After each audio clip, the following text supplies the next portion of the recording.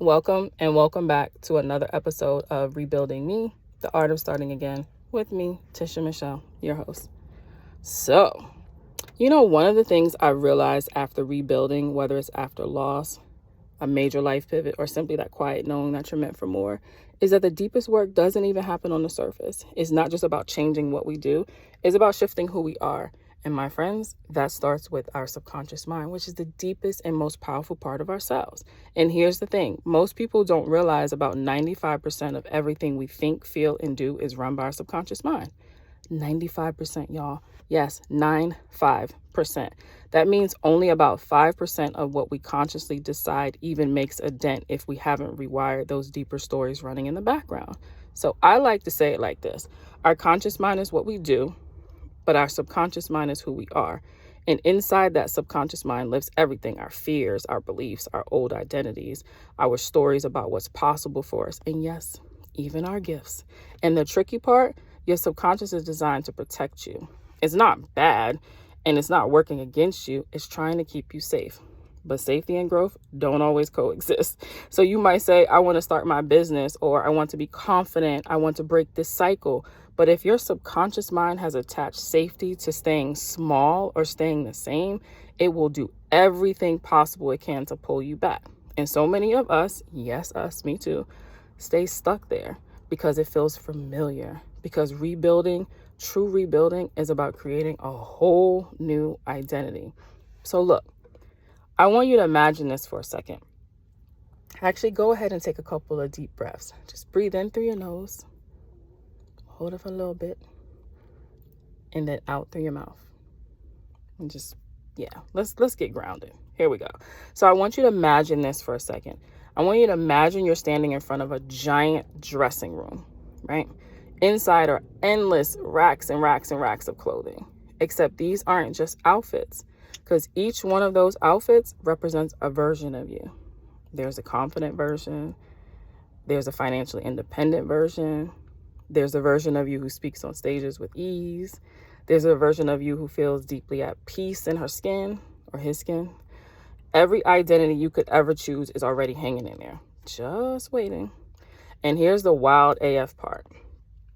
All of those versions already exist within you. They are not out there somewhere because you already carry them. You just have to choose which one to wear. And this is where it gets really spicy, because the subconscious mind doesn't know the difference between what's real and what's imagined. It only knows what you repeat.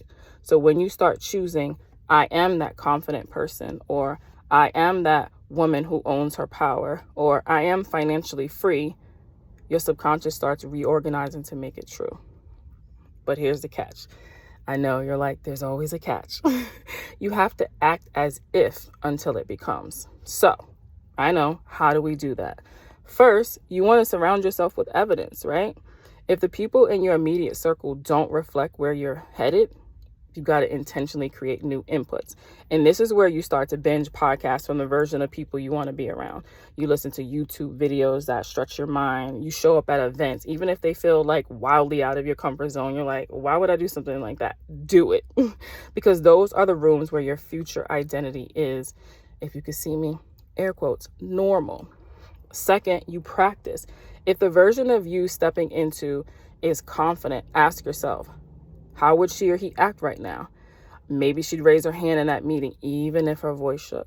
Or maybe she'd hit publish on that post that she's been overthinking. Yes, you hit post. Or maybe they would finally book the photo shoot, or sign up for the program, or speak up for what they truly need. Because every time you do that, every time you act from that version, you are literally rewiring your subconscious mind. You're teaching it a new story, like, this is who I am now. And that's really what rebuilding is all about. So it's not about erasing your past or pretending it never happened. It's about consciously choosing your future identity and then practicing it into existence until your subconscious mind catches up. Because, baby, when it does, that's when life feels different. That's when the fear starts to quiet down. That's when your actions start feeling forced and you start feeling natural, because they become who you are. So as you listen to this, I want you to ask yourself, what identity am I ready to choose today?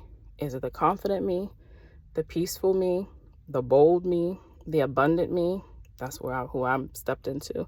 Because whichever one you choose, I promise you, it's already hanging there in that dressing room, just waiting for you to put it on. And this is what rebuilding is. It's not, like I always like to say, it's not starting over. It's starting again.